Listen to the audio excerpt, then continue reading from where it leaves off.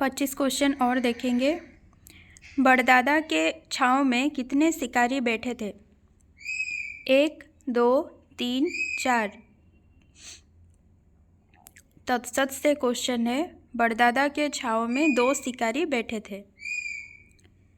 किसने तय किया कि या तो घर में वो रहेगी या फिर कबरी बिल्ली? रामू की माँ, रामू की बहन, रामू की सास, रामू की बहू। कबरी बिल्ली जो थी रामू की बहू को बहुत परेशान कर देती थी, ठीक है, और इसीलिए उसने तय किया था कि या तो घर में वो रहेगी या फिर कबरी बिल्ली। तो उत्तर हो जाएगा रामू की बहू। चुंगी दफ्तर के फाटक पर किस आकार के बोर्ड लगे हुए थे? गोलाकार, आयताकार, त्रिभुजाकार, इंद्रधनुषी आकार। चुंगी दफ्तर रंगा चुंगा था, उसके फाटक पर इंद्रधनुषी आकार के बोर्ड लगे हुए थे। तो उत्तर क्या हो जाएगा? इंद्रधनुषी आकार। कौन संभ्रांत कुल की मालूम होती थी? चंपा, मधुलिका, सुनंदा, मल्लिका।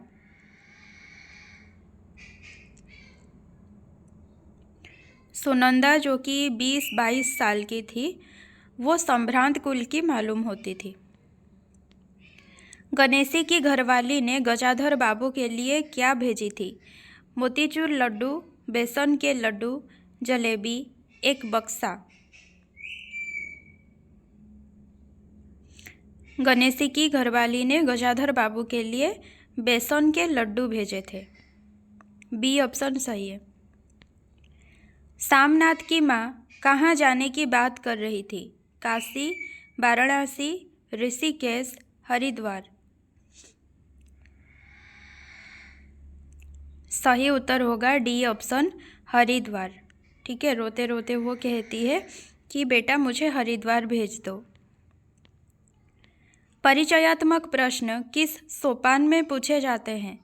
प्रस्तावना, उद्देश्य कथन, प्रस्तुतिकरण, प्रयोग। सही उत्तर है प्रस्तावना सोपान। प्रस्तावना सोपान में परिचयात्मक प्रश्न पूछे जाते हैं।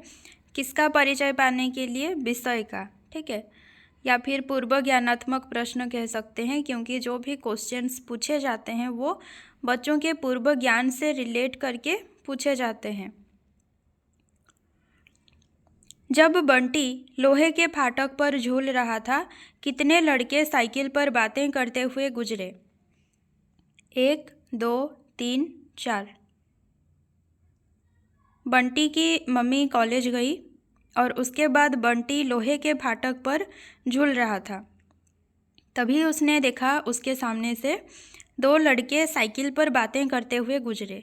तो उसने भी सोचा कि मैं भी साइकिल चलाऊंगा, ठीक है। उत्तर हो जाएगा बी ऑप्शन 2। किस महीने में अप्रैल, मई और जून की फीस वसूल की जाती थी? जनवरी, फरवरी, मार्च, अप्रैल। क्वेश्चन है कर्मभूमि उपन्यास से।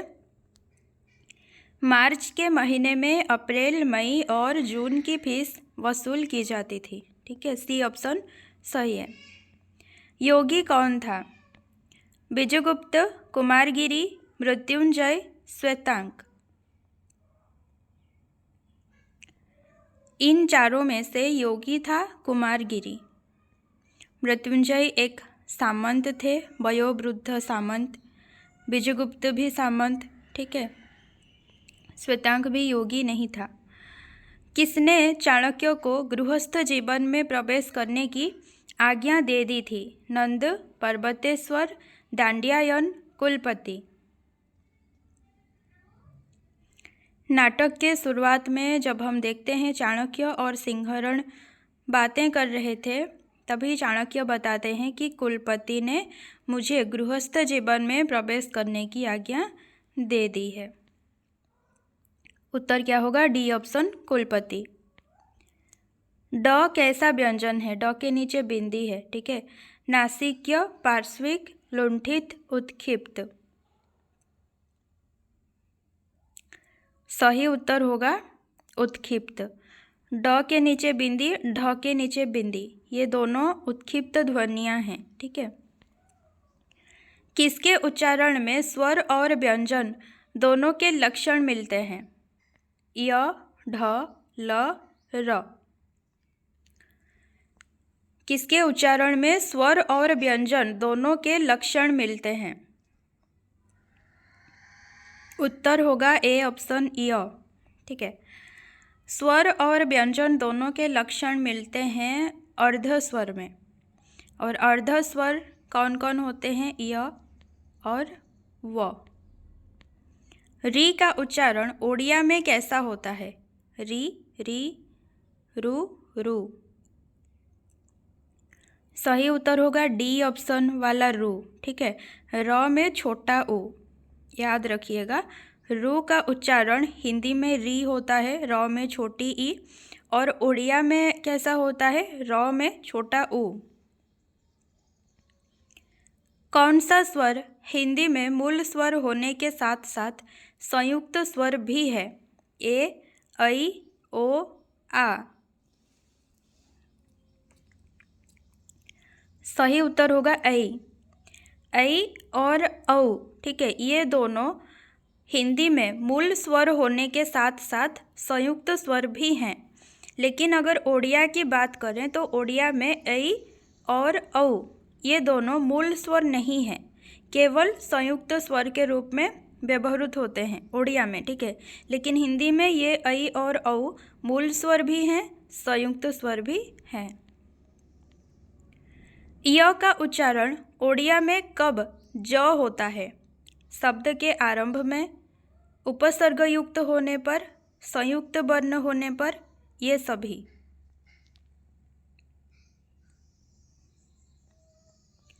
य का उच्चारण ओडिया में कब ज होता है? उत्तर होगा ये सभी। अगर शब्द के आरंभ में य है, या फिर उपसर्ग युक्त है, या फिर संयुक्त वर्ण है, तो उसमें य को ज उच्चारण किया जाता है ओडिया भाषा में। ठीक है। लेकिन अगर शब्द की मध्य में है या फिर शब्द के अंत में है तो ज उच्चारण नहीं होता है, य ही उच्चारण होता है। ठीक है। व का उच्चारण ओडिया में कैसे होता है?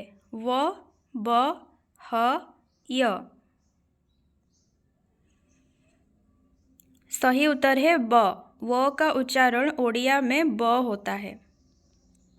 क्ष का उच्चारण ओडिया में कैसे होता है? क में हलंत लगना चाहिए। ठीक है। क में हलंत, मूर्धन्य स, क्ष, क्ष, क।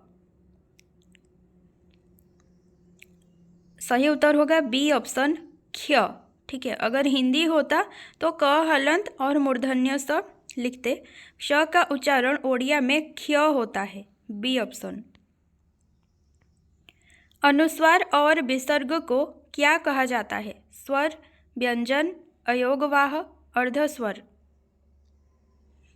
अनुस्वार और विसर्ग, इनको क्या कहते हैं?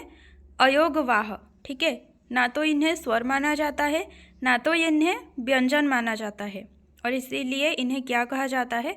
अयोगवाह। विसर्ग किसका अघोष रूप है? म, व, ह, ब। विसर्ग किसका अघोष रूप है? ह का। ठीक है। विसर्ग का जो कुछ भी रिलेशंस होते हैं वो ह के साथ ही होते हैं। किसका उच्चारण शब्द के अंत में तथा उपसर्ग के अंत में ह होता है? विसर्ग, अनुस्वार, चंद्रबिंदु, नासिक्य ध्वनि। तो जैसे कि अभी मैंने कहा, विसर्ग का जो रिलेशंस होते हैं वो ह के साथ ही होते हैं। यहाँ पर भी उत्तर होगा ए ऑप्शन विसर्ग।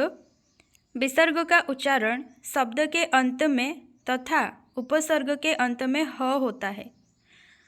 लेकिन शब्द के मध्य में अगर विसर्ग है तो उसका उच्चारण नहीं किया जाता है। ठीक है। विसर्ग का उच्चारण नहीं किया जाता है कब? अगर शब्द के मध्य में विसर्ग है। लेकिन अगर शब्द के अंत में है या फिर उपसर्ग के अंत में है तो विसर्ग का उच्चारण ह होता है। व्यक्तिवाचक संज्ञा छांटिए। घोड़ा, तोता, हाथी, चेतक।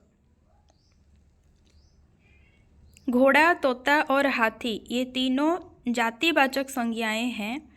चेतक यहाँ पर है व्यक्तिवाचक संज्ञा। कान का लिंग बताइए, स्त्रीलिंग है या फिर पुल्लिंग? कान हो जाएगा पुल्लिंग, ठीक है। ओंठ हो, चाहे कान, बाल, नाखून, खून, हाथ, पाँव, दांत, ये सब क्या है? पुल्लिंग है। पीठ का लिंग बताइए, पुल्लिंग है या स्त्रीलिंग? पीठ हो जाएगा स्त्रीलिंग, ठीक है। आँख हो, नाक हो, जीभ, पीठ, जांघ, नस, कोहनी, हड्डी, ये सब क्या है? स्त्रीलिंग है। भात का लिंग बताइए, पुल्लिंग है या स्त्रीलिंग? भात हो जाएगा पुल्लिंग। लड्डू, समोसा, पकोड़ा, पेठा, पेड़ा, रसगुल्ला, भात, ये सब क्या है? पुल्लिंग है।